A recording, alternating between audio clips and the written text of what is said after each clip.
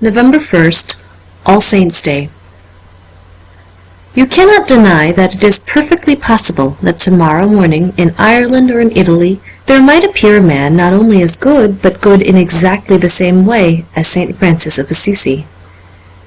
Very well, now take the other types of human virtue, many of them splendid. The English gentleman of Elizabeth was chivalrous and idealistic.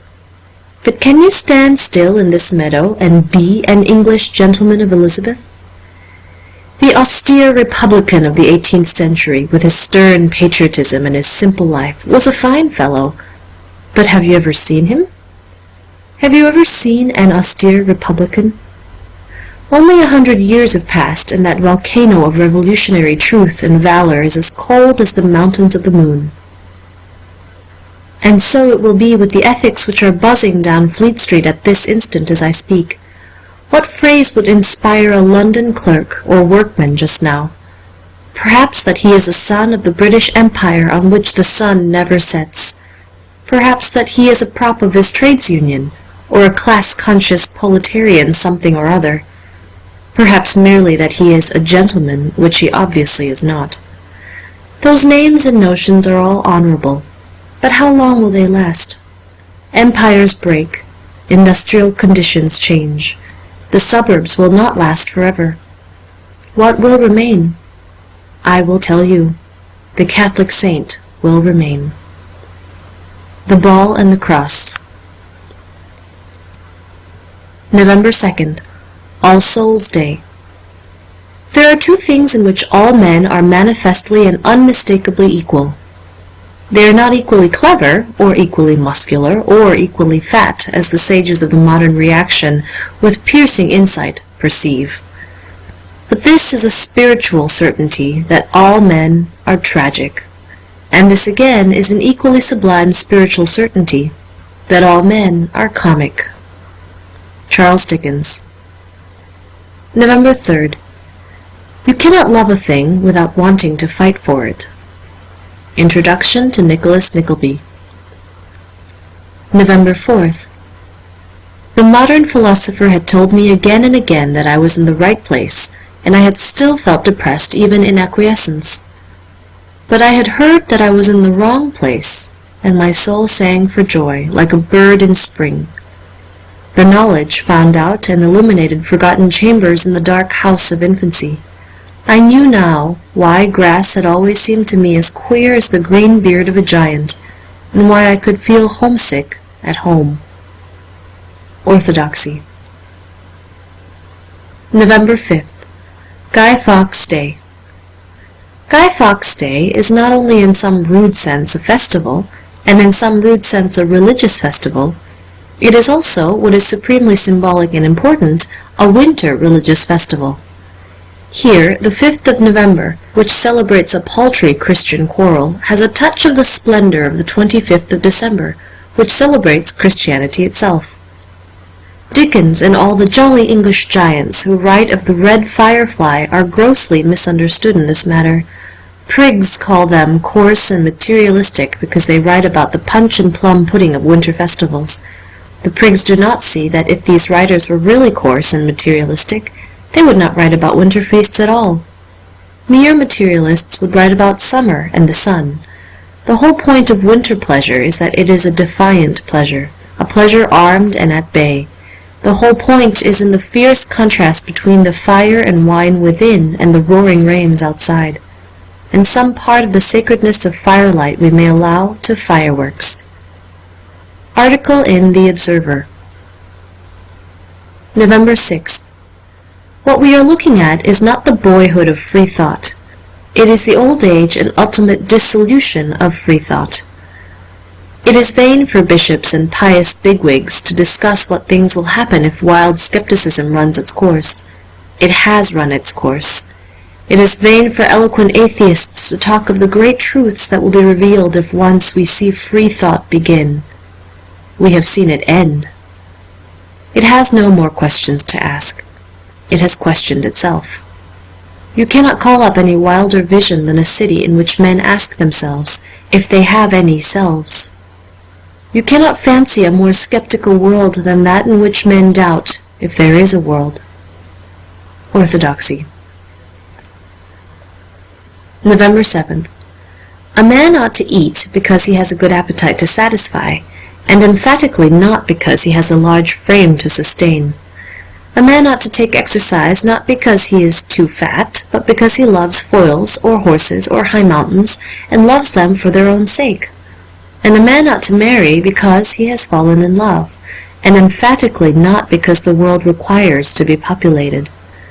The food will really renovate his tissues as long as he is not thinking about his tissues. The exercise will really get him into training so long as he is not thinking about something else. And the marriage will really stand some chance of producing a generous-blooded generation if it had its origin in its own natural and generous excitement. It is the first law of health that our necessities should not be accepted as necessities. They should be accepted as luxuries. Let us, then, be careful about the small things, such as a scratch or a slight illness or anything that can be managed with care. But in the name of all sanity, let us be careless about the important things, such as marriage, or the fountain of our very life will fail. Heretics. November 8th. If there be any value in scaling the mountains, it is only that from them one can behold the plains. Daily News. November 9th. Lord Mayor's Day. I pressed some little way farther through the throng of people and caught a glimpse of some things that are never seen in Fleet Street. I mean real green, which is like the grass in the glaring sun, and real blue that is like the burning sky in another quarter of the world, and real gold that is like fire that cannot be quenched, and real red that is like savage roses in the wine that is the blood of God. Nor was it a contemptible system of ideas that was supposed to be depicted by these colors of flags and shields and shining horsemen. It was at least supposed to be England, which made us all. It was at least supposed to be London, which made me and better men. I at least am not so made that I can make sport of such symbols. There in whatever ungainly procession, there on whatever ugly shields, there was the cross of St. George and the sword of St. Paul. Even if all men should go utterly away from everything that is symbolized, the last symbol will impress them. If no one should be left in the world except 1,000,000 open malefactors and one hypocrite, that hypocrite will still remind them of holiness. Daily News. November 10th. Old happiness is grey as we, and we may still outstrip her. If we be slippered pantaloons, oh let us hunt the slipper. The old world glows with colours clear, and if, as saith the saint, the world is but a painted show, oh let us lick the paint. Far, far behind the morbid hours, and lonely hearts that bleed, far, far behind us are the days when we were old indeed. Behold the simple sum of things, where in one splendour spun, the stars go round the mulberry bush, the burning bush, the sun. Greybeards at Play. November 11th. A man of a certain age may look into the eyes of his lady-love to see that they are beautiful. But no normal lady will allow that young man to look into her eyes to see whether they are beautiful.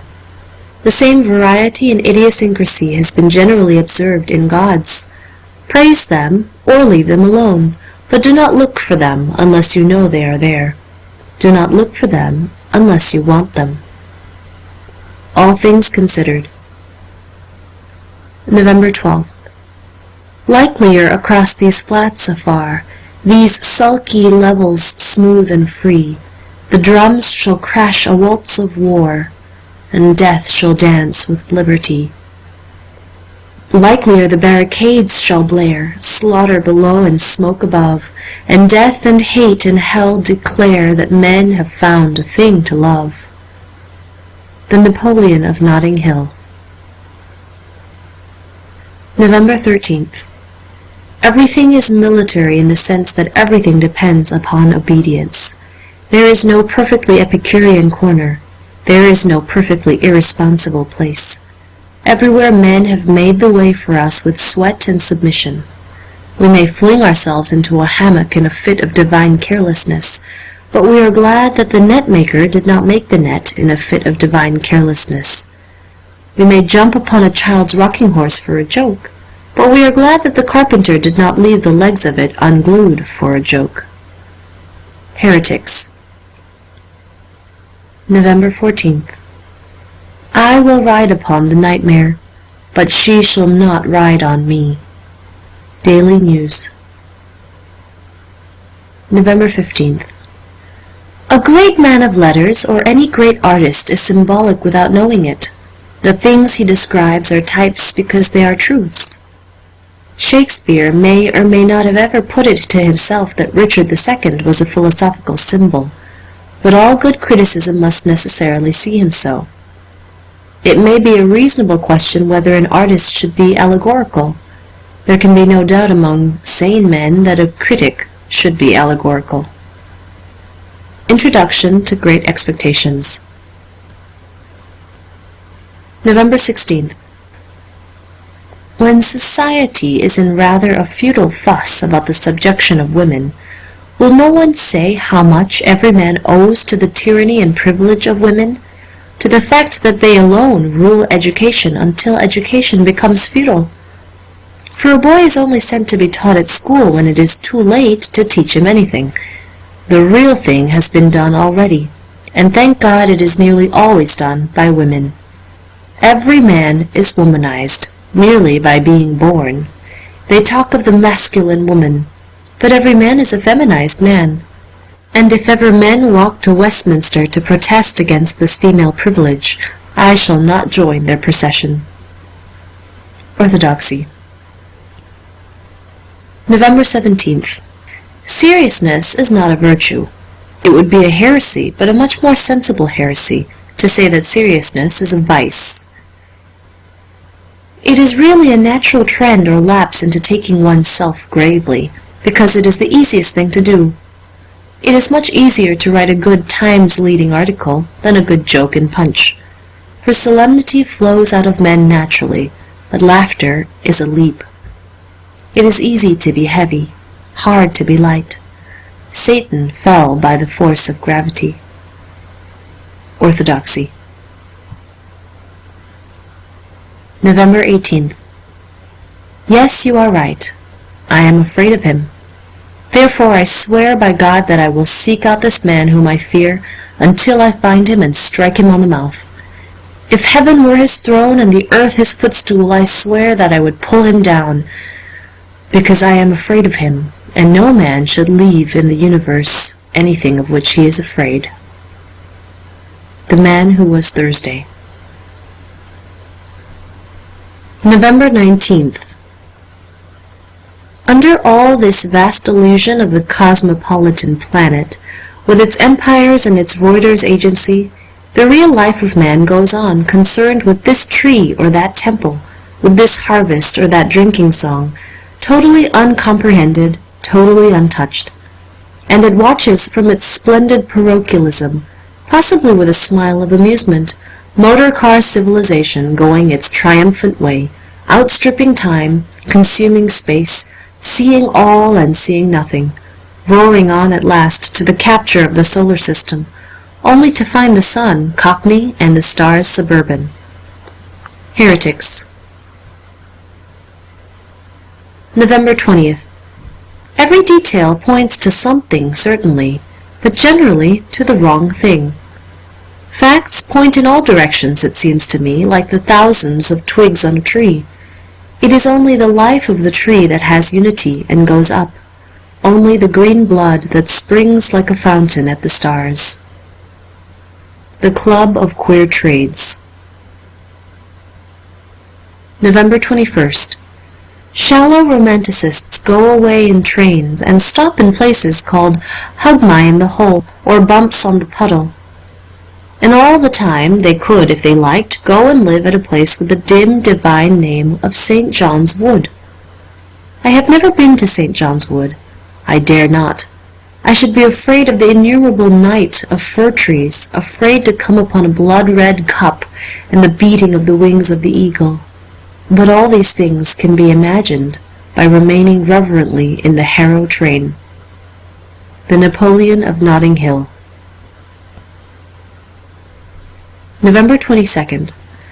Giants, as in the wise old fairy tales, are vermin. Supermen, if not good men, are vermin. Heretics. November 23rd.